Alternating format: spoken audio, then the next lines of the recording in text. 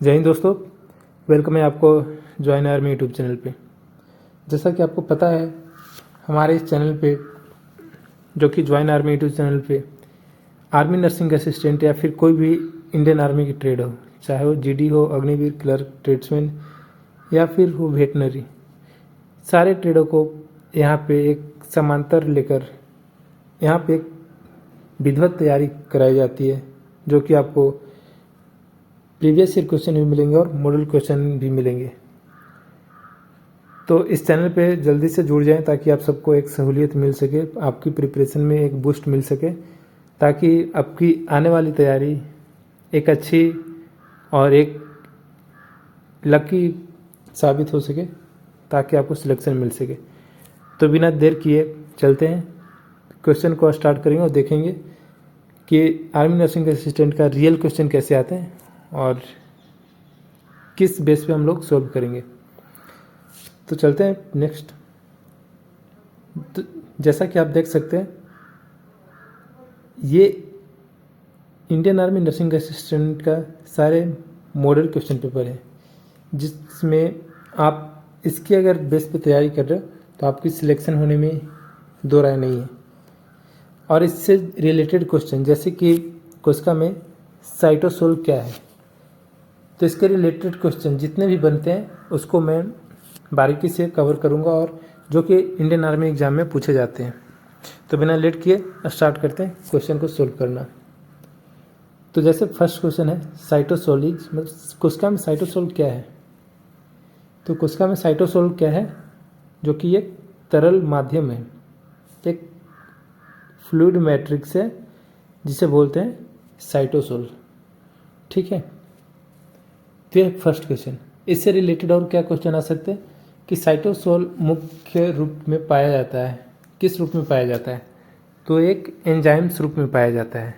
ठीक है, ये भी अगर क्वेश्चन आ जाए कि साइटोसोल किस रूप में पाया जाता है, तो ये एंजाइम्स रूप में पाया जाता है। ठीक है, फिर नेक्स्ट क्वेश्चन क्या आ सकता है कि साइटोसोल किसका भाग है। तो साइटोसोल एक, जैसे कि साइटोप्लाज्मा आपने सुना होगा, साइटोप्लाज्मा का एक भाग है जो कि साइटोसोल कहते हैं। ठीक है, फिर चलते नेक्स्ट क्वेश्चन। तो ऐसे ही एक क्वेश्चन के रिलेटेड दूसरा क्वेश्चन, तीसरा क्वेश्चन भी करेंगे जो कि एग्जाम में पूछे जा सकते हैं। तो उसके अराउंड सारे क्वेश्चन को कवर करेंगे बारी बारी से। फिर नेक्स्ट क्वेश्चन क्या है कि पौधों में स्टोमाटा बंद करने वाला हार्मोन कौन सी है। पौधे में स्टोमाटा बंद करने वाली हार्मोन कौन सी है, वो है ABA, एब्सिसिक एसिड। ठीक है, एब्सिसिक एसिड जो है वो पौधों में स्टोमाटा बंद करने वाला एक हार्मोन है। ठीक है, तो इससे क्वेश्चन क्या आ सकते हैं कि जैसे कि ABA का फुल फॉर्म पूछ सकता है, तो जैसा कि यहाँ पर लिखा है एब्सिसिक एसिड। ठीक है, और मैंने पिछले वीडियो में भी बताया था इसके बारे में। ठीक है, ये कैसा हार्मोन है, तो मैंने पिछले वीडियो में क्या बताया था कि स्ट्रेस रिस्पॉन्स करता है, मतलब तनाव को, प्रतिक्रिया को एक रेगुलेट करता है। ठीक है, तो ये है। फिर इससे क्वेश्चन क्या आ सकते हैं कि स्टोमाटा बंद होने से क्या रुकता है। जैसे स्टोमाटा जो बंद हो जाते हैं उससे क्या रुकेगा, तो ट्रांसपीरेशन जो बोलते हैं, वाष्पोत्सर्जन, उसका रुक जाता है। ठीक है, वाष्पोत्सर्जन, जैसे ही स्टोमाटा बंद हो जाता है तो वाष्पोत्सर्जन जो है वो रुक जाती है। ठीक है, ये था। फिर चलते हैं नेक्स्ट क्वेश्चन। नेक्स्ट क्वेश्चन क्या है कि थ्रोम्बिन का कार्य क्या है, मतलब थ्रोम्बिन किस में हेल्प करता है। ठीक है, तो थ्रोम्बिन किस में हेल्प करेगा, वो हेल्प करेगा रक्त का थक्का बनना। काफ़ी VVIP क्वेश्चन है, काफ़ी बार नर्सिंग में भी, वेटनरी में भी और GD में पूछा गया है क्वेश्चन। ठीक है, तो इससे रिलेटेड और क्वेश्चन क्या हो सकते हैं, जैसे कि ये तो इजी क्वेश्चन है। चलो, थ्रोम्बिन का कार्य क्या है, तो ये ब्लड क्लॉट को फॉर्मेशन में हेल्प करता है। ठीक है, इससे क्वेश्चन और क्या आ सकते हैं कि थ्रोम्बिन किससे बनता है, थ्रोम्बिन किससे बनता है। ये भी क्वेश्चन काफ़ी इम्पोर्टेंट है, तो आप अच्छे से पढ़ लो। थ्रोम्बिन जो है वो प्रोथ्रोम्बिन से बनता है, ठीक है। थ्रोम्बिन जो है वो प्रोथ्रोम्बिन से बनता है। इससे नेक्स्ट क्वेश्चन क्या आ सकता है कि रक्त का थक्का बनने वाला प्रोटीन कौन सा है। तो रक्त का थक्का बनने वाला प्रोटीन फिब्रिन है। क्या है? फिब्रिन। फिब्रिन जो है वो रक्त को थक्का बनने वाला प्रोटीन है। तो ये 2 क्वेश्चन हो गए। फिर चलते हैं नेक्स्ट क्वेश्चन, टाइप्स ऑफ प्लास्टिटिड्स क्या है, मतलब प्लास्टिटिड्स का प्रकार कौन सी है इसमें से, ठीक है। तो इसका प्रकार क्या होगा, इसका 3 प्रकार है जो क्लोरो, ल्यूको और क्रोमो, ये 3 टाइप्स है जो कि प्लास्टिड का टाइप्स है, ठीक है। तो इससे क्वेश्चन क्या आ सकते हैं कि जैसे क्वेश्चन आ सकते हैं कि प्रकाश संश्लेषण होता है तो क्लोरोप्लास्ट में, जैसे आपने पिछले वीडियो में मैंने बताया था कि प्रकाश संश्लेषण से काफ़ी सारे क्वेश्चन आते हैं, तो इसको बिल्कुल एक एक क्वेश्चन को रट जाओ आप, क्योंकि बार बार क्वेश्चन बनते नहीं है, बस बार बार रिपीट होते हैं, ठीक है। तो इससे रिलेटेड मैं क्वेश्चन बता रहा हूँ कि प्रकाश संश्लेषण होता है वो कहाँ पे होता है, वो क्लोरोप्लास्ट में होता है, ठीक है। फिर इससे क्वेश्चन आ सकते हैं कि जो भोजन संग्रह करने वाले प्लास्टिड है उसको क्या बोलते हैं, जो भोजन को संग्रह करता है मतलब स्टोरेज करता है उसको क्या बोलते हैं, वो ल्यूकोप्लास्ट है। क्या है? ल्यूकोप्लास्ट जो है मतलब ये क्या है, प्लास्टिड्स का टाइप्स है ये तीनों, ठीक है। लेकिन मैं क्या बोल रहा था कि जो भोजन को संग्रह करता है उसको ल्यूकोप्लास्ट बोलते हैं, ल्यूकोप्लास्ट, ठीक है। ये भोजन को संग्रह करती है, तो ऐसा है। फिर नेक्स्ट क्वेश्चन क्या आ सकते हैं वो देखते हैं। नेक्स्ट क्वेश्चन है एथिलीन हार्मोन का कार्य क्या है। एथिलीन हार्मोन का कार्य क्या है, जो कि आप सबको मैंने पिछले वीडियो में बताया था कि एथिलीन हार्मोन का फल को पकाना एक फंक्शन है, ठीक है। मतलब कृत्रिम जो फल जो बोलते हैं ना, फ्रूट को रिपनिंग करना एक कृत्रिम वे में, मतलब आर्टिफिशियल वे में इसको वर्क है, ठीक है। फिर बता सकते हैं कि एथिलीन, अगर क्वेश्चन आ गया कि एथिलीन एक है मतलब क्या है, तो गैसियस हार्मोन है, गैसीय हार्मोन है, ठीक है। क्या है? गैसीय हार्मोन है, ये है। नेक्स्ट क्वेश्चन और आ सकता है, एथिलीन बढ़ावा देता है, किस चीज़ को बढ़ावा देता है, तो पत्ती जो होते हैं लीफ को झड़ने में बढ़ावा देता है, मतलब इसको प्रमोट करता है, ठीक है, लीफ को फॉलिंग होने में,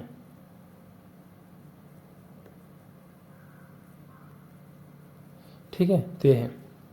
फिर नेक्स्ट क्वेश्चन क्या है, नेक्स्ट क्वेश्चन है मेटालोनिन कंट्रोल करता है, मतलब किस चीज़ को कंट्रोल करता है, तो मेटालोनिन जो है वो नींद चक्र यानी कि स्लीप साइकिल, जैसे कितने बजे सोना है कितने बजे उठना है, ये मेटालोनिन जो है मेलाटोनिन जो है, मेटालोनिन मैं बता रहा था, मेलाटोनिन जो है वो स्लीप साइकिल को कंट्रोल करता है, ठीक है। फिर इससे क्वेश्चन आ सकते हैं कि जैसे इससे क्वेश्चन क्या बन सकता है कि मेलाटोनिन स्रावित होता है, मतलब कहाँ से सीक्रेट होता है, तो एक ग्लैंड है, आप लोगों ने सुना होगा पिनियल ग्लैंड, पिनियल ग्लैंड से मेलाटोनिन सीक्रेट होता है जो कि नींद को कंट्रोल करता है, यानी स्लीप साइकिल को कंट्रोल करता है, ऐसा है। फिर क्वेश्चन ये आ सकता है कि मेलाटोनिन असंतुलन से होता है, मतलब मेलाटोनिन अगर असंतुलन हो गया तो उससे क्या इफेक्ट पड़ेगा, तो उससे क्या होगा,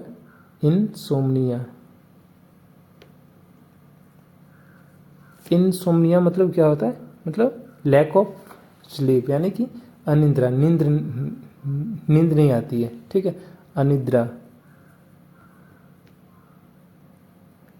लेकिन मेडिकल टर्म में क्या बोलते हैं, मेडिकल टर्म में अगर नींद नहीं आती है तो उसको इंसोम्निया बोलते हैं। फिर चलते हैं नेक्स्ट क्वेश्चन। नेक्स्ट क्वेश्चन क्या है, सेंट्रोमियर क्या है। सेंट्रोमियर क्या है, तो सेंट्रोमियर एक क्रोमोजोम है जो ज्वाइनिंग पॉइंट को, मतलब गुणसूत्र को, जोड़ स्थान को सेंट्रोमियर बोला जाता है, ठीक है। जो क्रोमोजोम का जहाँ पे जोड़ स्थान होता है, ज्वाइनिंग पॉइंट, उसको सेंट्रोमियर बोलते हैं, ठीक है।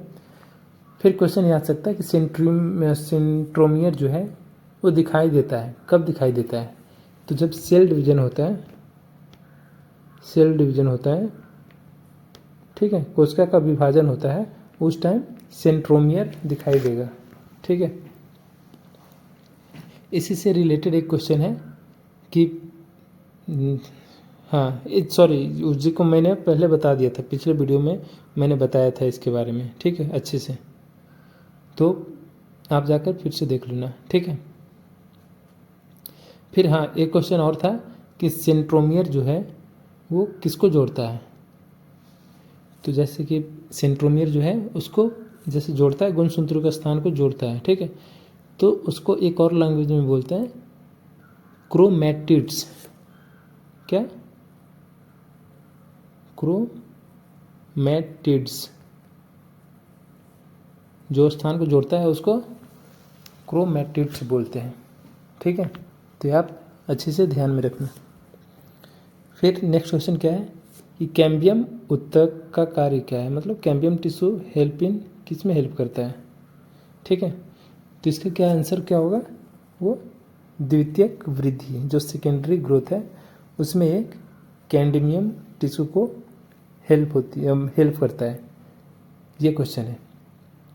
इससे रिलेटेड क्वेश्चन क्या आ सकता है कि कैम्बियम एक क्या है, तो उसको क्या बोलेंगे, मेरिस्टेमेटिक ऊतक यानी टिश्यू, ठीक है, क्या बोलेंगे, मेरिस्टेमेटिक टिश्यू, ठीक है, ये बोल देंगे। फिर इससे अगर सेकेंडरी क्वेश्चन कर सकता है तो क्या होगा कि द्वितीयक वृद्धि बढ़ाती है, मतलब द्वितीयक वृद्धि बढ़ाती है, वो किस चीज़ को बढ़ाती है, वो मोटाई को बढ़ाती है, ठीक है, मोटाई को बढ़ाती है। फिर चलते हैं नेक्स्ट क्वेश्चन में। नेक्स्ट क्वेश्चन क्या है, antibody are produced by, antibody कहाँ बनती है, ठीक है, मतलब कहाँ से प्रोड्यूस होती है एंटीबॉडी, तो आप सबको आई थिंक पता होगा, ये नॉर्मली भी हम लोगों को जानना चाहिए कि एंटीबॉडी जो होता है वो बी सेल जो है वो प्रोड्यूस करती है, ये है, ठीक है। ये क्या, बी सेल क्या है, एक WBC का पार्ट्स है, ठीक है, B cell and T cell. आप लोग जब नर्सिंग में ज्वाइन कर लोगे तो उस टाइम आपको पढ़ने को मिलेगा सारे RBC, WBC में बी सेल होते हैं, प्लेटलेट और प्लाज्मा, ये सारी चीज़ें क्या होते हैं, सारे कुछ आपको पढ़ने को मिलेगा, ठीक है। फिर इससे क्वेश्चन और क्या बन सकते हैं, इससे क्वेश्चन बन सकता है कि एंटीबॉडी किसे कहते हैं, तो एंटीबॉडी जो बोलते हैं वो इम्यूनोग्लोबिन्स को एंटीबॉडी बोलते हैं, सॉरी,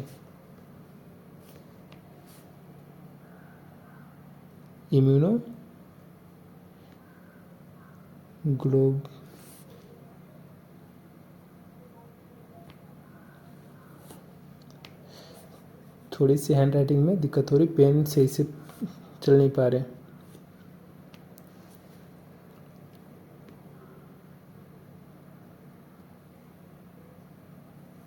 इम्यूनोग्लोबुलिन्स को हम क्या बोलेंगे, एंटीबॉडी कहते हैं, ठीक है।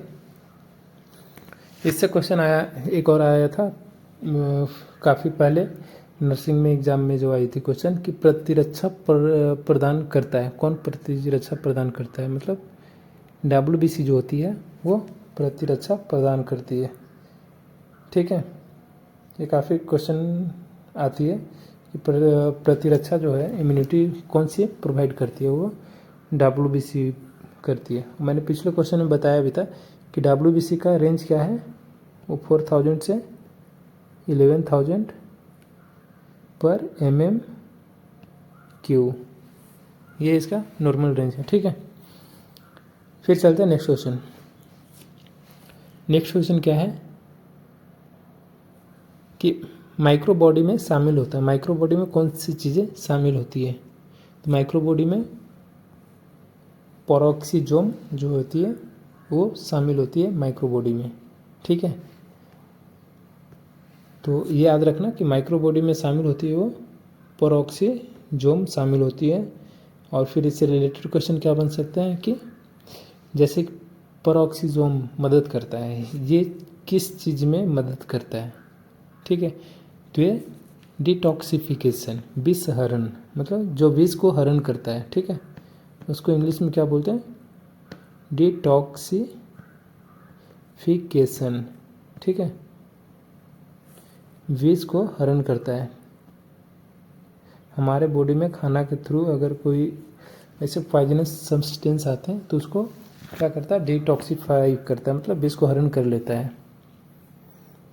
फिर इससे क्वेश्चन आ सकता है कि माइक्रो बॉडी में पाई जाती है, क्या पाई जाती है, तो यूकैरियोट्स। यूकैरियोट्स जो है हमारी बॉडी में, सॉरी माइक्रो बॉडी में पाई जाती है।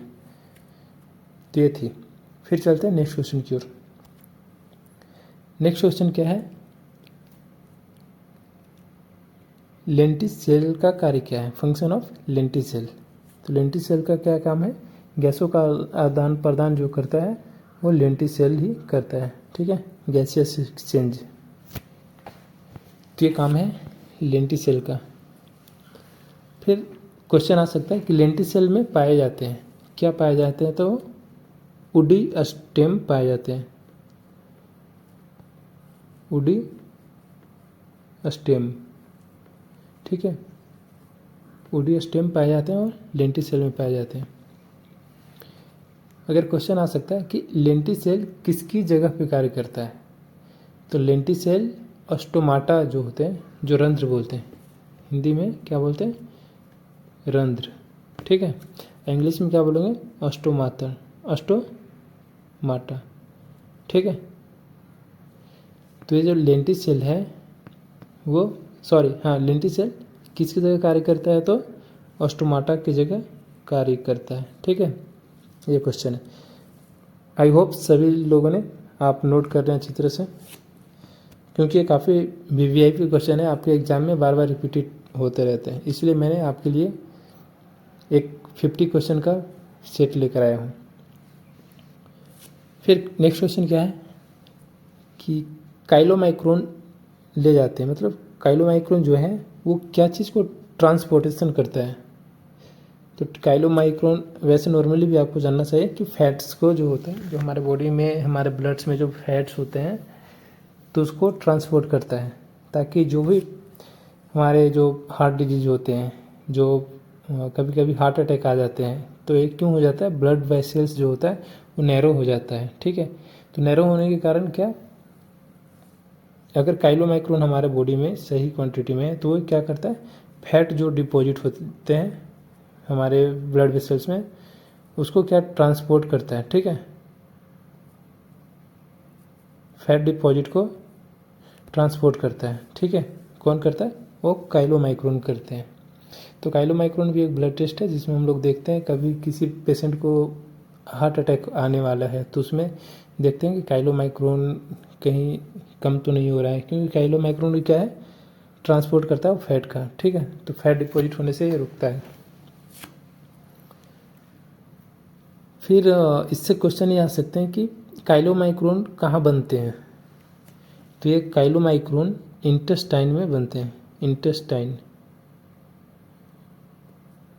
इंटेस्टाइन मतलब क्या होता है, आंत। ठीक है, जो स्मॉल इंटेस्टाइन और लार्ज इंटेस्टाइन आप जानते हैं।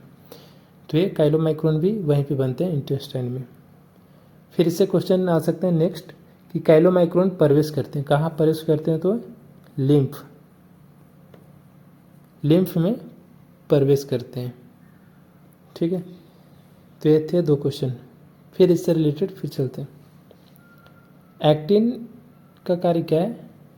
एक्टिन आपने काफ़ी सुना होगा, जिन भाइयों ने बायोलॉजी पढ़ी है उन लोगों को अच्छी तरह से पता होगा कि एक्टिन क्या है। तो जो एक्टिन जो होता है वो मसल्स को कॉन्ट्रैक्शन में हेल्प करता है। ठीक है, मांसपेशी को संकुचन में हेल्प करता है।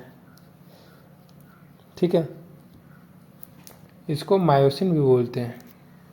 ठीक है, मसल्स कंस्ट्रक्शन का मायोसिन भी बोलते हैं। ठीक है, तो ये जो एक्टिन जो है वो एक प्रकार का प्रोटीन है। तो ये क्वेश्चन आ सकते हैं कि एक्टिन क्या है। नीचे अगर दे दिया फैट, प्रोटीन, कार्बोहाइड्रेट, तो क्या होगा? ये एक्टिन क्या होगा? एक प्रोटीन है। ठीक है, फिर नेक्स्ट क्वेश्चन चलते हैं। नेक्स्ट क्या है? मेरिस्टेम जो टिश्यू है उसका रिस्पॉन्सिबिलिटी क्या होता है? जो मेरिस्टेम टिश्यू है उसका जिम्मेदार, मतलब उसका रिस्पॉन्सिबिलिटी क्या चीज़ की होती है? तो उसमें मेरिस्टेम जो होता है उसका रिस्पॉन्सिबिलिटी होता है ग्रोथ। हमारी जो बॉडी में ग्रोथ होती है वो मेरिस्टेम की रिस्पॉन्सिबिलिटी होती है वो। ठीक है, तो ये है। फिर इससे रिलेटेड क्वेश्चन क्या आ सकता है? इससे रिलेटेड क्वेश्चन आ सकता है कि जैसे एपिकल जो मेरिस्टेम होता है वो बढ़ता है, तो मतलब उसमें बॉडी में क्या होता है? जो एपिकल मेरिस्टेम बढ़ाता है वो क्या चीज़ को बढ़ाता है? तो हमारे बॉडी में जो लेंथ होता है ना,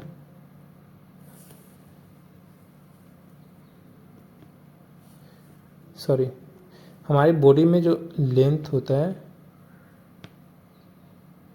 ठीक है, LENGHT, तो लेंथ जो है वो एपिकल मेरिस्टेम के कारण ही बढ़ाती है। ठीक है, फिर इससे नेक्स्ट क्वेश्चन क्या आ सकता है कि इंटर कैलरी मेरिस्टेम पाया जाता है। ये कहाँ पे पाया जाता है? तो स्टेम नोड्स जो होते हैं, तन्ने के गांठ, मतलब उसको तन्ने के गांठ को क्या बोलते हैं? Stem nodes. ठीक है, तो तन्ने की गांठ में पाई जाती है। फिर चलते हैं नेक्स्ट क्वेश्चन की ओर। नेक्स्ट क्वेश्चन क्या है? सर्फेक्टेंट जो होता है वो क्या चीज़ को प्रिवेंट करता है? सर्फेक्टेंट जो होता है वो प्रिवेंट करता है लंग्स को कोलैप्स होने से रोकता है। ठीक है, तो हमारे जो लंग्स में होता है एक पार्टिकुलर एरिया में सर्फेक्टेंट जो होता है वो एक मतलब एक होता है कि एक पार्टिकुलर साइज होते हैं, एक सरफेस होते हैं। ठीक है, उतना एक बोल सकते हैं कि जैसे कि हमारी लेयर है 2, ठीक है, लंग्स की बीच की। ठीक है, तो इसमें क्या है, एक पार्टिकुलर स्पेस होती है, तो उसको उसी को बोलते हैं सर्फेक्टेंट। ठीक है, जो प्रिवेंट करते हैं क्या, हमारे लंग्स को कोलैप्स होने से रोकता है।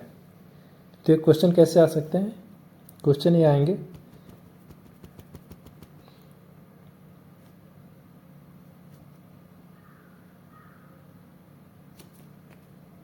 हाँ, तो क्वेश्चन क्या आ सकते हैं कि सर्फेक्टेंट जब घटता है तो क्या होता है? जो सरफेस टेंशन जो होता है वो घटता है। ठीक है, मतलब जो सरफेस टेंशन जो होता है,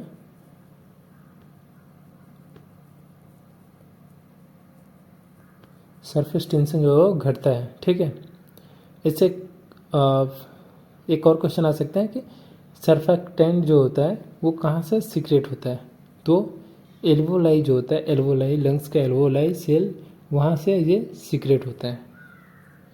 ठीक है, एल्वियोलाई सेल से सीक्रेट होता है। तो ये है क्वेश्चन, ठीक है।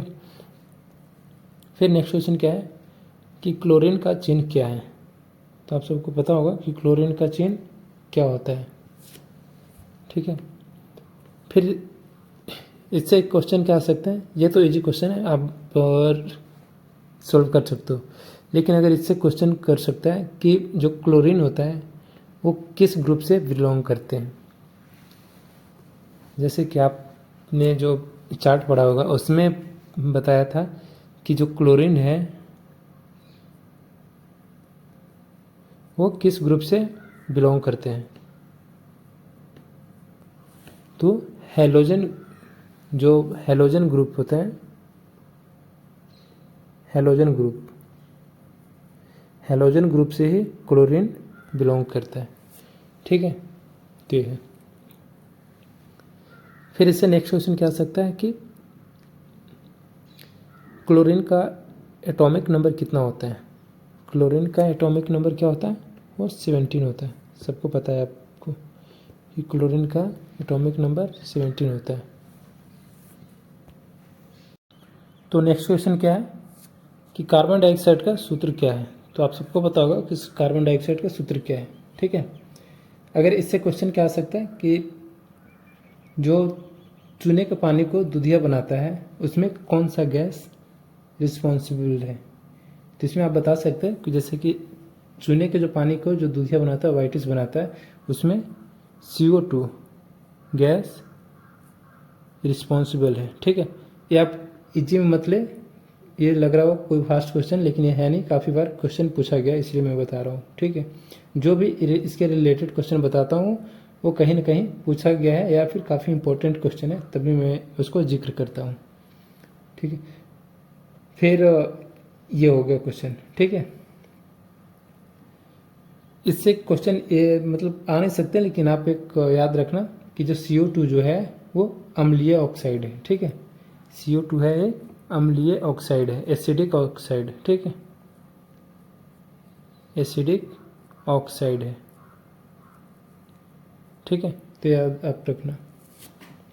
फिर चलता है नेक्स्ट क्वेश्चन की ओर। नेक्स्ट क्वेश्चन क्या है कि चीनी का रासायनिक नाम क्या है।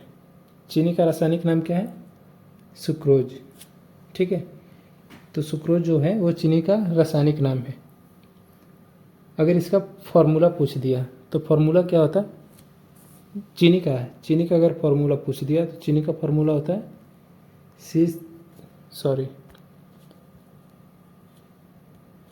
C12H22 और O11, ये चीनी का फॉर्मूला है, ठीक है। तो ये फिर क्वेश्चन ये भी हो सकता है कि जो शुगर है वो कौन सी सैकराइड है, किस टाइप का सैकराइड है। तो वो चीनी जो है वो डाइसैकराइड है, याद रखना आप। फिर चलते हैं नेक्स्ट क्वेश्चन की ओर। नेक्स्ट क्वेश्चन क्या है, रेफ्रिजरेटर में युक्त गैस कौन सी है। ये काफ़ी बार मतलब बोले तो केमिस्ट्री का सबसे ज़्यादा बार पूछने जाने वाले क्वेश्चन है। ये ना ही कि नर्सिंग में पूछा जाता है, GD ट्रेड्समैन क्लर्क की सब सारे पेपर में काफ़ी बार पूछे गए हैं। तो ये आप बिल्कुल याद रख लेना, बहुत अच्छे से याद रखना, बिल्कुल भी मत भूलना, ठीक है। जो रेफ्रिजरेटर में प्रयुक्त गैस है वो अमोनिया होता है। अमोनिया का फुल फॉर्म क्या होता है, सॉरी इसका फार्मूला क्या होता है, NH3 अमोनिया होता है, ठीक है। अमोनिया किस टाइप का गैस है, तो अमोनिया एक बेसिक गैस है। अमोनिया एक बेसिक गैस है। रेफ्रिजरेटर में एक क्लोरोफ्लोरोकार्बन आपने सुना होगा, उस गैस को भी यूज करते हैं, क्लोरोफ्लोरोकार्बन CFC। फिर नेक्स्ट क्वेश्चन चलता है। नेक्स्ट क्वेश्चन क्या है कि मैग्नीशियम का सिंबल क्या है। तो मैग्नीशियम का सिंबल क्या है, मैग्नीशियम का सिंबल Mg होता है। इसको और क्या बोला जाता है, मैग्नीशियम ऑल्सो नोन। अगर क्वेश्चन आ गया कि मैग्नीशियम ऑल्सो नोन एज, मतलब मैग्नीशियम को और किस नाम से जाना जाता है, तो वो सफ़ेद ज्वाला होता है। सफ़ेद ज्वाला, सफ़ेद ज्वाला is also known as magnesium. ठीक है। वाइट फ्लेम,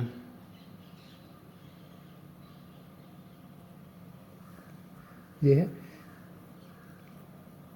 मैग्नीशियम कहाँ पाया जाता है, क्वेश्चन आ सकता है कि मैग्नीशियम जो है वो कहाँ पे पाया जाता है, वो क्लोरोफिल में पाया जाता है।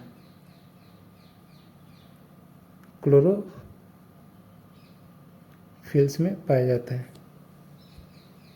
फिर नेक्स्ट क्वेश्चन चलते हैं। पेट में पाया जाने वाला अम्ल कौन सा है,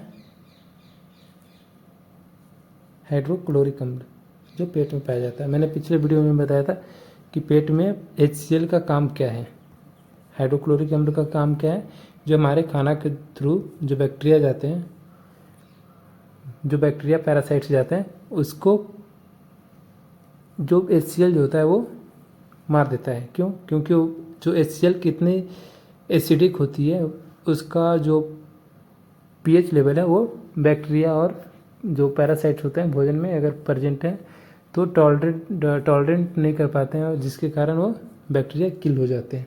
इसलिए हमारे बॉडी में हमारे पेट में HCl की क्वांटिटी होती है, जो कि, या फिर क्वेश्चन ये आ सकता है कि हमारे बॉडी में HCl का कार्य क्या है, तो ये फूड का डाइजेस्ट करने में हमारे बॉडी में इसका अहम रोल है। तो ये क्वेश्चन हो सकती है।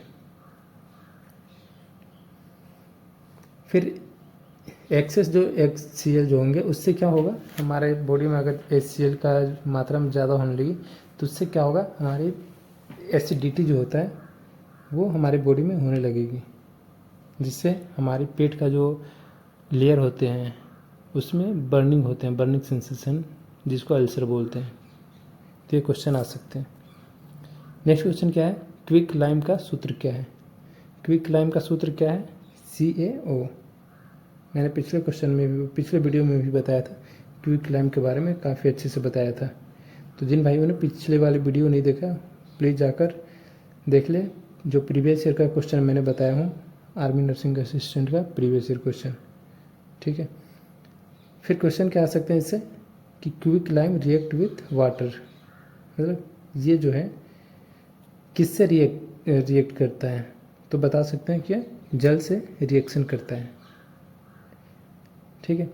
और ये जो बेसिक नेचर का होता है, क्वेश्चन आ सकता है क्विक लाइम जो है वो कैसे नेचर में ये प्रेजेंट होते हैं, तो जो बेसिक नेचर है तो उससे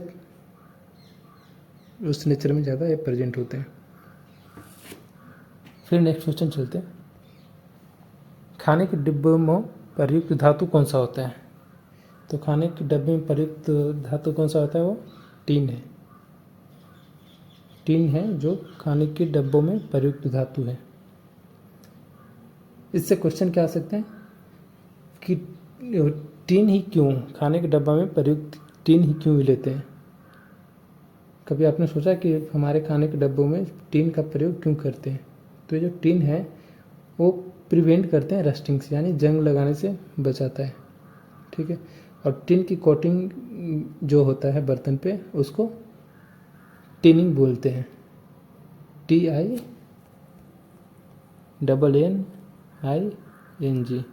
टिनिंग। ठीक है। फिर नेक्स्ट क्वेश्चन चलते हैं। नेक्स्ट क्वेश्चन क्या है कि गैस सोडा वाटर में जो गैस यूज होता है वो कौन सी गैस होता है, तो होता है कार्बन डाइऑक्साइड। जो सोडा वाटर जो यूज करते हैं उसमें कार्बन डाइऑक्साइड जो गैस होता है उसको यूज करते हैं, क्योंकि वो अम्लीय होता है। ठीक है। तो इसको कैसे मिक्स कैसे करते हैं, आपने कभी सोचा है कि मिक्स इसको कैसे करते हैं सोडा वाटर में। तो जो CO2 होता है, एक स्पेसिफिक प्रेशर में उसको कंप्रेस करते हैं ताकि वो सोडा वाटर में घुल जाता है, तो ये होता है। तो वैसे ज़्यादा है नहीं, बस ये आप याद कर सकते हो कि सोडा वाटर में कौन सी गैस यूज होता है, तो वह कार्बन डाइऑक्साइड गैस। ठीक है, इतना काफ़ी है। चांदी का केमिकल जो है सिंबल है वो क्या है? चांदी का केमिकल सिंबल क्या है? Ag। ठीक है, तो ये चांदी का केमिकल सिंबल है। फिर क्वेश्चन मैंने पिछले वीडियो में ये बताया था कि इलेक्ट्रिसिटी का सबसे अच्छा कंडक्टर कौन सा है? इलेक्ट्रिसिटी का सबसे अच्छा कंडक्टर कौन सा होता है? Ag, यानी कि चांदी जो है सबसे अच्छा कंडक्टर होता है। उसके बाद कॉपर होता है अच्छा कंडक्टर। ठीक है, फिर चलते हैं नेक्स्ट क्वेश्चन में। नेक्स्ट क्वेश्चन क्या है कि एलपीजी का मुख्य घटक कौन सा है? ब्यूटेन और प्रोपेन जो है एलपीजी का मुख्य घटक है। इससे क्वेश्चन क्या आ सकता है कि एलपीजी का फुल फॉर्म क्या है? तो मैंने पिछले वीडियो में बताया था, लिक्विड पेट्रोलियम गैस। ठीक है, एलपीजी का फुल फॉर्म है। इससे क्वेश्चन क्या आ सकता है कि एलपीजी किस टाइप का ईंधन है? तो ये जीवाश्म ईंधन है। ठीक है, जीवाश्म ईंधन। जीडी में क्वेश्चन एक आया था कि एलपीजी किस अवस्था में पाई जाती है? तो एलपीजी है यानी कि लिक्विड पेट्रोलियम है, तो यानी कि लिक्विड अवस्था में पाई जाती है। ये जीडी में 2017 की क्वेश्चन पूछा गया था। तो इससे क्वेश्चन एक और आ सकता है कि एलपीजी स्टोर कैसे करते हैं? तो एलपीजी को स्टोर करने के लिए एक स्पेसिफिक प्रेशर होता है, स्टोरेज प्रेशर, उसमें हम इसको स्टोर करते हैं। फिर चलते हैं नेक्स्ट क्वेश्चन। नेक्स्ट क्वेश्चन क्या है? Slagged lime. मैंने आई थिंक 2 दिन पहले की जो वीडियो थी उसमें मैंने बताया था कि स्लैग्ड लाइम क्या है। ठीक है, तो स्लैग्ड लाइम क्या है? CaOH का होल ट्वाइस। इसको क्या स्लैग्ड लाइम क्या बोलते हैं? आप सबको पता होगा, जो वीडियो वो अच्छे से वॉच किया हो। तो जो हम लोग जैसे कि वॉश करते हैं, जैसे कपड़ा ये सब जो वॉश करते हैं, उसमें जो वाइट जो वॉशिंग होती है ना, उसको हम लोग बोलते हैं स्लैग्ड लाइम। ठीक है, ये क्या है? ये बेस होता है। कैल्शियम हाइड्रोक्साइड ये क्या है? बेस है, जिससे हमारी बॉडी का हमारे कपड़े का जो भी मैल है उसको ये रिमूव कर देता है। तो इसका मेन फंक्शन यही है कि ये बेसिक होता है। हमारे जो डस्ट होते हैं वो एसिडिक होते हैं, तो इसको न्यूट्रलाइज करके हमारे बॉडी की, हमारे जो ड्रेस का जो धूल कण डस्ट ये सब है उसको रिमूव कर देता है। तो यही मेन। तो बस आपको इतना ध्यान में रखना है कि स्लैग्ड लाइम का सूत्र क्या है? CaOH का होल ट्वाइस। फिर नेक्स्ट क्वेश्चन की ओर चलते हैं। नेक्स्ट क्वेश्चन क्या है कि दहन के लिए आवश्यक गैस क्या है? तो मैंने 2 दिन पहले बताया था कि दहन के लिए आवश्यक जो है वो हाइड्रोजन गैस है, क्योंकि विदाउट हाइड्रोजन ये मतलब दहन हो ही नहीं सकता है। ठीक है, तो इसीलिए हम लोग जो फायर, जो जैसे फायर हुआ तो उसमें जो हम लोग उसको बुझाने के लिए जो यूज करते हैं, तो उसमें जो बुझाते हैं उसमें क्या होता है? उसमें CO2 होता है। और दहन के लिए क्या ज़रूरी है? O2। तो जब CO2 जाएगा O2 के पास, तो एक रिएक्ट करके और न्यूट्रल बना देता है, जिससे हमारी आग बुझ जाती है। तो ये होता है, क्योंकि ऑक्सीजन सपोर्ट्स कॉम्बस्शन। ठीक है, फिर नेक्स्ट क्वेश्चन क्या है? चॉक का रासायनिक नाम क्या है? चॉक का रासायनिक नाम क्या होता है? जैसा कि मैंने पिछले वीडियो में बताया था कि चॉक का रासायनिक नाम कैल्शियम कार्बोनेट है। ठीक है, कैल्शियम कार्बोनेट एक चौक का रासायनिक नाम है। चौक का यूज कहाँ करते हैं वो आप सभी को पता है कि ब्लैक बोर्ड पे चौक का यूज करते हैं।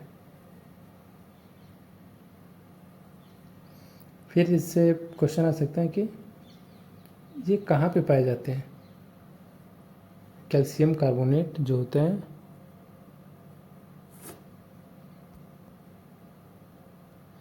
हाँ CaCO3 कैल्शियम कार्बोनेट जो होते हैं वो कहाँ पे पाए जाते हैं तो संगमरमर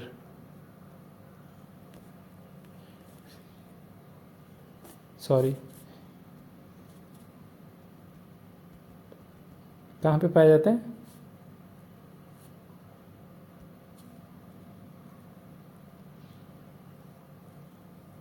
ये संगमरमर में पाए जाते हैं। ठीक है तो ये है। फिर नेक्स्ट क्वेश्चन क्या है।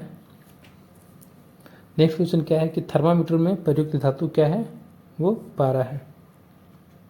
पारा का काम ही है कि ये जो थर्मामीटर में जैसे टेम्परेचर बढ़े जिसका पारा का हाई होता है। ठीक है इसके कारण हम लोग यूज करते हैं।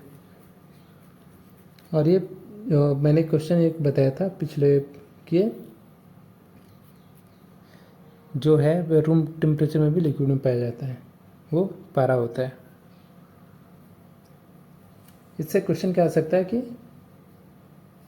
जो मरकरी है ठीक है मतलब पारा मरकरी है जो लिक्विड मेटल है यानी कि द्रव्य धातु है। ये क्या है एक मेटल है।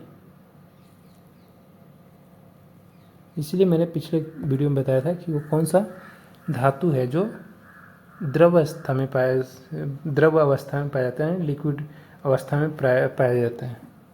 तो वो क्या है मरकरी यानी कि पारा। ठीक है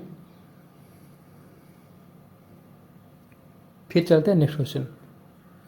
नेक्स्ट क्वेश्चन क्या है हमारे फिजिक्स का सेक्शन है speed of light in vacuum. मैंने काफ़ी बार बता दिया हूँ ये क्वेश्चन। ठीक है तो ये कितना है निर्वात में प्रकाश की चाल कितनी होती है। निर्वात में प्रकाश की चाल होती है 3 × 10⁴ मीटर/सेकंड। ठीक है ये निर्वात में प्रकाश की चाल है। तो आप बिल्कुल इसको ध्यान में रखना और कंफ्यूज ना होना। 3 × 10⁸ वाले में कंफ्यूज ना होना। इसका क्या होगा निर्वात में प्रकाश की चाल कितनी होगी 3 × 10⁴ मीटर/सेकंड। तो ये आप बिल्कुल याद रखना। तो क्वेश्चन ये भी आ सकता है कि स्पीड का जो स्पीड ऑफ लाइट जो है यानी कि प्रकाश की चाल है मैक्सिमम किस में होती है। तो मैक्सिमम जैसे कि प्रकाश की चाल को एक ट्रांसपोर्ट करने के लिए वैक्यूम भी जो निर्वात बोलते हैं सबसे ज़्यादा इसी में होगा। ठीक है सबसे ज़्यादा इसी में होगा। लेकिन जो साउंड होता है साउंड उसको ट्रांसपोर्टेशन के लिए एक कोई मीडियम चाहिए यानी कि कोई नमी वाली मौसम चाहिए या फिर कुछ मतलब एक मीडियम चाहिए उसके थ्रू वो ज़्यादा मतलब फास्ट ट्रांसपोर्टेशन उससे पॉसिबल होता है तो होता है। फिर चलते हैं नेक्स्ट क्वेश्चन में। हाँ एक और क्वेश्चन बन सकता है इससे कि लाइट किस टाइप का मैग्नेटिक वेव है। यानी कि ये जो लाइट जो है ये विद्युत चुंबकीय यानी कि इलेक्ट्रोमैग्नेटिक वेव होते हैं। लाइट जो होते हैं वो इलेक्ट्रोमैग्नेटिक वेव होते हैं। ठीक है तो यहाँ पे मैं लिख देता हूँ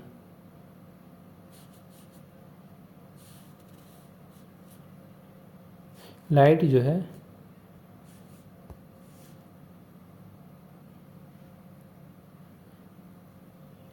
इलेक्ट्रोमैग्नेटिक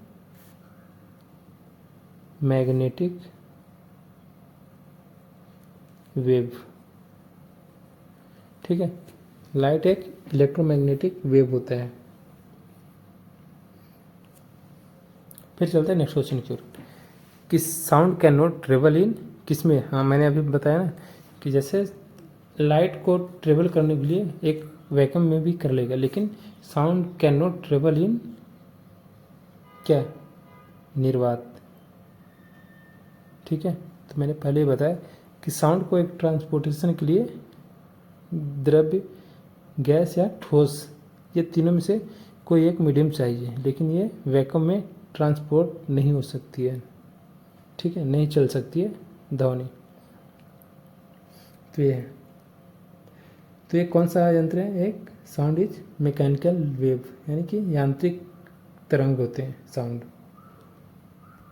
फिर चलते हैं नेक्स्ट क्वेश्चन कि ध्वनि की पिच निर्भर करती है, किस पे निर्भर करती है? वो आवृत्ति, फ्रीक्वेंसी।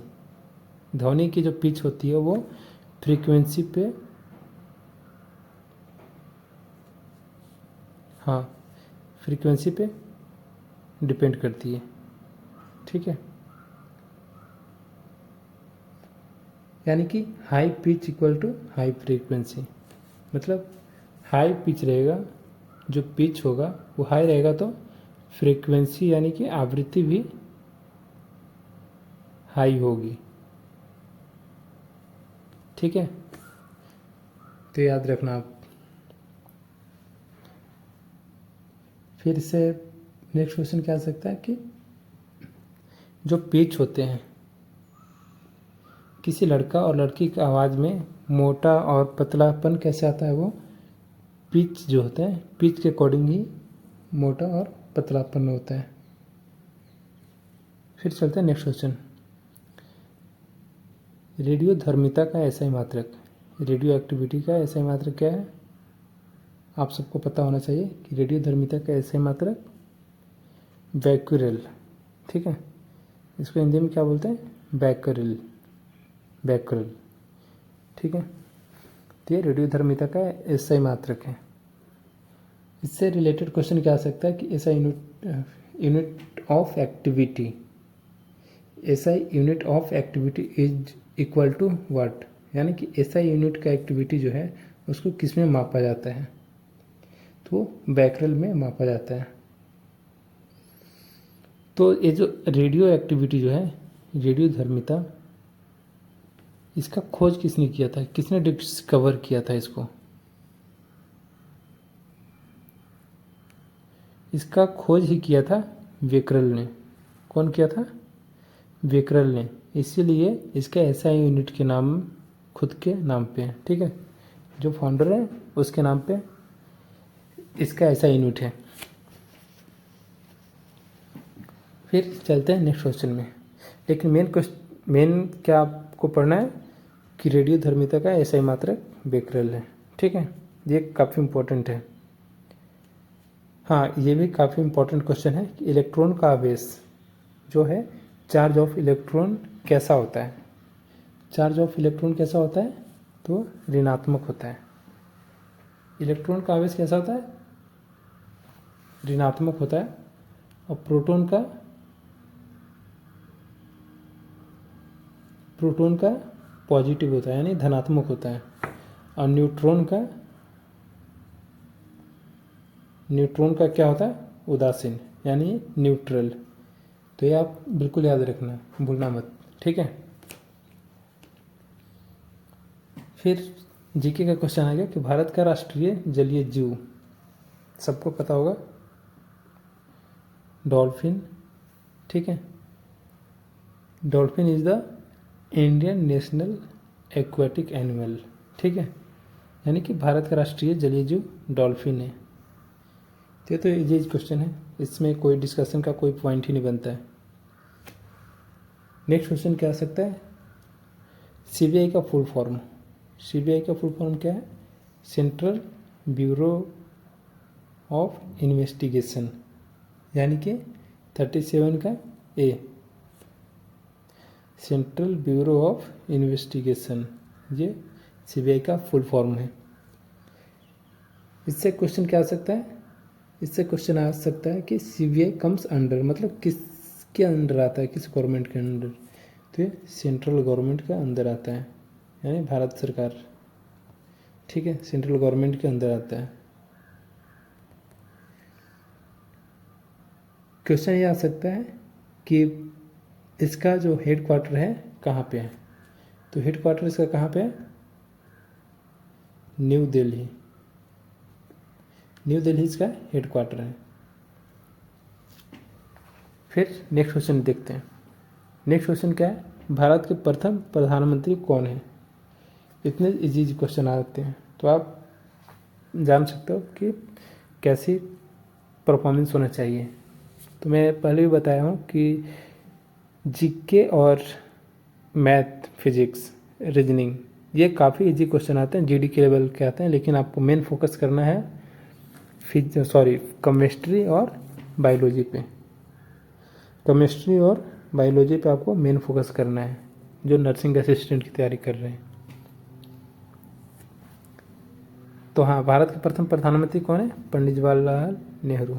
इससे क्वेश्चन क्या आ सकते हैं कि पंडित जवाहरलाल नेहरू की जन्म कब हुई थी। तो 1889 को इनकी जन्म हुई थी। And he was the first prime minister of independent India, यानी कि जब हमारी इंडिया गणतंत्र हुई थी उसके बाद इंडिया का फर्स्ट प्राइम मिनिस्टर थे पंडित जवाहरलाल नेहरू। ठीक है, फिर चलते हैं नेक्स्ट क्वेश्चन। नेक्स्ट क्वेश्चन क्या है कि भारत की सबसे ऊंची चोटी कौन सी है। भारत की सबसे ऊंची चोटी कौन सी है, कंचनजंगा। कंचनजंगा जो है वो भारत की सबसे ऊंची चोटी है। तो आप याद रखना कि भारत की सबसे ऊंची चोटी है वो कंचनजंगा है। अगर इसकी लंबाई पूछ दिया तो वो 8586 मीटर, 8586 मीटर इसकी लेंथ है। ठीक है, जो कि लोकेटेड है सिक्किम में। कहाँ पे लोकेटेड है, सिक्किम में। ठीक है, फिर चलते हैं नेक्स्ट क्वेश्चन। भारतीय संविधान के निर्माता कौन है, डॉक्टर अंबेडकर। मैंने पिछले वीडियो में बताया था। ठीक है, इससे जानने के लिए और कुछ नहीं है। इन्हें क्या बोलते हैं, मतलब फादर ऑफ इंडियन कॉन्स्टिट्यूशन बोलते हैं। ठीक है, या फिर first law minister of India भी डॉक्टर भीमराव अंबेडकर ही थे। तो याद रखना आप। एनडीए का फुल फॉर्म क्या है, नेशनल डिफेंस एकेडमी क्या है, एनडीए का फुल फॉर्म है, जो कि पुणे के खड़गवासला में।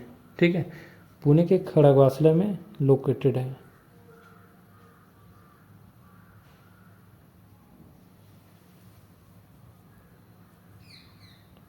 ठीक है, तो क्या है ये, जो नेशनल डिफेंस एकेडमी पूछ दिया कि क्या है, एनडीए क्या है। तो ये क्या है, एक ज्वाइंट ट्रेनिंग एकेडमी है जिसमें आर्मी, एयरफोर्स, नेवी तीनों ट्रेनिंग करते हैं। ठीक है, फिर चलते हैं नेक्स्ट क्वेश्चन। भारत का राष्ट्रीय धरोहर पशु यानी कि हेरिटेज एनिमल क्या है। तो ये बाघ और घोड़ा हाथी नहीं है, घोड़ा ऊँट नहीं है, ये है हाथी। ठीक है, बाघ घोड़ा ऊँट नहीं है, ये हाथी है। ठीक है, क्योंकि धरोहर पूछ रहा है, ये आपको देखना है।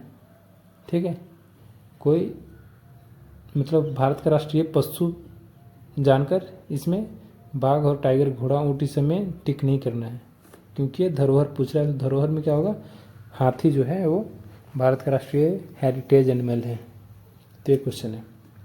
फिर चलते हैं नेक्स्ट क्वेश्चन। नेक्स्ट क्वेश्चन क्या है कि संविधान दिवस कब मनाया जाता है। संविधान दिवस कब मनाया जाता है वो आप सबको पता होना चाहिए कि संविधान दिवस, मैंने पिछले वीडियो में भी जिक्र किया था संविधान के बारे में। उसको मैं बताया था कि इसका जो सेलिब्रेशन डे है 26 नवंबर को है। कब है, 26 नवंबर को। क्यों, अब इसका ईस्वी क्या होगा, तो इसका ईस्वी होगा 1949। ठीक है, तो क्यों संविधान दिवस क्यों मनाया जाता है, क्योंकि जो संविधान जो है एडॉप्ट इसी दिन हुआ था, एडॉप्टेड ऑन 26 नवंबर 1949, इस दिन ये एडॉप्ट हुआ था। ठीक है, तो ये है। फिर चलते हैं नेक्स्ट क्वेश्चन। भारत का पहला परमाणु परीक्षण कब हुआ था। भारत का पहला परमाणु परीक्षण हुआ था वो 1974 में हुआ था, ये आपको पता होना चाहिए। जिसका कोड नेम था स्माइलिंग बूढ़ा। स्माइलिंग, ये आपको जल्दी क्वेश्चन नहीं मिल पाएंगे, लेकिन मैं बता दे रहा हूँ, अगर पूछ दिया तो आपको बताना होगा। जो भारत का पहला परमाणु परीक्षण हुआ था उसका एक कोड था जो कि स्माइलिंग बुढ़ा था वो, ठीक है। और ये कहाँ पर कंडक्ट किया गया था? तो कंडक्ट किया गया था पोखरण में, ये पोखरण में कंडक्ट किया गया था, तो याद रखना। फिर नेक्स्ट क्वेश्चन आ गया। नेक्स्ट क्वेश्चन तो मैंने पिछले वीडियो में बताया था कि Indian space research organisation also known है इसरो, ठीक है, जो कि बेंगलुरु में है। और इसरो जो है इसको जो कब स्थापित हुई थी? स्थापित हुई थी 1969 ईस्वी में, ठीक है। 1969 में इसका फाउंडेशन हुआ था और इसकी जो हेड क्वार्टर है वो बेंगलुरु में है, बेंगलुरु में है इसका हेड क्वार्टर, ठीक है। तो इतना थे। फिर यहाँ से मैथ का क्वेश्चन आ गया, तो मैथ का क्वेश्चन को सॉल्व करते हैं। काफ़ी इजी क्वेश्चन आते हैं मैथ का, तो उसी टाइप्स का मैंने मॉडल पेपर बनाया हूँ। तो क्वेश्चन क्या है कि एक व्यक्ति 2 घंटे में 10 किलोमीटर चलता है, तो उसकी गति क्या होगा? तो जब 2 घंटा में 10 किलोमीटर चलता है तो 1 घंटा में चलेगा 5 किलोमीटर, यानी कि उसका चाल हो जाएगा, उसका चाल क्या हो जाएगा? 5 किलोमीटर पर आवर, ठीक है। तो ये आंसर हो जाएगा। तो इतना इजी क्वेश्चन आते हैं। पूछ दिया कि 10, 20 और 30 का एवरेज क्या है, यानी औसत क्या है? तो 10, 20 और 30 यानी कि 1, 2, 3 लीटर है। तो 10, 20, 30 कितना हो जाएगा? 60/3, यानी कि इसका 20 आंसर हो जाएंगे, ठीक है। तो इतना इजी क्वेश्चन आते हैं, तो आप बिल्कुल पैनिक ना हो। मैथ, फिजिक्स और जो रीजनिंग है इसमें पैनिक नहीं हो रहा है। मेन आपको जो फोकस करना है वो केमिस्ट्री और बायो होना चाहिए, ठीक है। क्वेश्चन क्या है? 5x = 40, तो x का मान ज्ञात करें। तो x का इससे भी आप ऑप्शन के थ्रू भी पिकअप करके बना सकते हो, जैसे कि ये तो इजी है, 8 क्वेश्चन 8 होंगे आंसर इसका, क्योंकि 5 × 8 = 40। तो वैसे आप ऑप्शन के थ्रू भी पिकअप करके आप बना सकते हो इसको, ठीक है। तो ये फिर नेक्स्ट क्वेश्चन चलेंगे। नेक्स्ट क्वेश्चन क्या है कि फाइंड द ऑड, यानी कि विषम को पहचानिए। ऑड जो चीज़ें हैं उसको पहचानना है। तो इसमें क्या है, ये जो सारे जो है ये ऑर्गन है, लेकिन ये ऑर्गन नहीं है, ठीक है। रक्त जो है, ब्लड, वो हमारे बॉडी ऑर्गन नहीं है, तो इसलिए ये ऑड है, यानी कि आंसर ब्लड होंगे। फिर चलते हैं नेक्स्ट क्वेश्चन, और वीडियो का लास्ट क्वेश्चन है। तो क्वेश्चन इज दैट यदि a = 1, b = 2, c = 3, तो कैट का मान क्या होगा, ठीक है। कैट का मान क्या होगा? तो इसमें हम लोग लिखेंगे CAT, तो C = 3, A = 1, तो T बराबर कितना होगा? तो T कौन सा लेटर पे आता है? तो आप एक इसका निमोनिक के थ्रू भी बना सकते हो, या तो फिर आप इसको बिल्कुल अल्फ़ाबेट को याद करना पड़ेगा आपको, ठीक है। तो अल्फ़ाबेट हम लोग अल्फ़ाबेट के थ्रू देखेंगे।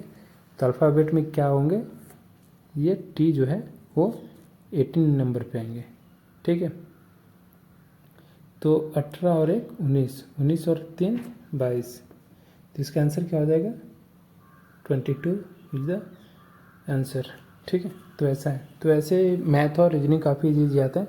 तो मैथ और रीजनिंग के लिए आप बिल्कुल भी डाउट और पैनिक ना हो जाएंगे, लेकिन मेन आपको फोकस करना है केमिस्ट्री और बायो पे, ठीक है। केमिस्ट्री और बायोलॉजी मेन सब्जेक्ट है आपके लिए जो नर्सिंग असिस्टेंट की तैयारी कर रहे हैं। बाकी जीडी के लिए तो सारे सेम है और जीडी की काफ़ी इजी क्वेश्चन आते हैं। तो मैं बोलूँगा कि जो जीडी वाले भाई हैं जो जीडी की तैयारी कर रहे हैं उनको मेन फिजिकल पे जोर देना है, फिजिकल पे जोर देना है, ठीक है। मेन फोकस फिजिकल पे करना है, क्योंकि जो रिटन के क्वेश्चन होते हैं, रिटन का क्वेश्चन सारे लोग सोल्व करते हैं, इतना ईजी आता है। तो जिनके फिजिकल में अच्छा स्ट्रांग होता है तो वो उनकी रिजल्ट हो पाती है, ठीक है, क्योंकि रिटन में सारे एवरेज करते हैं, ठीक है। तो अगर मैं बोलूँ कि इसे जैसे रनिंग में तो लगभग सारे ग्रुप में आ जाते हैं, तो चलो ठीक है, गुड पास एक्सीलेंट जो भी है सारे लोग आ जाते हैं। लेकिन जो फिजिकल में भी कहाँ पे ज़्यादा स्कोर करना है, वो करना है आपको पुलअप, यानी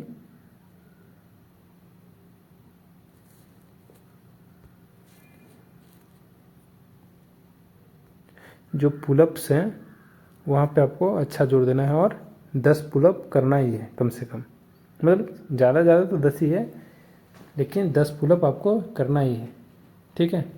10 पुलअप करोगे तो आपके 40 मार्क्स इसी में आ जाएंगे, ठीक है। तो आप बिल्कुल ध्यान दें। अगर चेक करते हो तो आपको 16 या 14 ऐसे कुछ है आते हैं। तो जीडी के लिए भाइयों को मैं रिक्वेस्ट करूँगा कि फिजिकल में अपना अच्छा बेस्ट करो, बाकी रिजल्ट हो जाएंगे। तो आज के इतना ही, फिर चलते हैं, मिलेंगे आपसे नेक्स्ट वीडियो में। जय हिंद, जय भारत।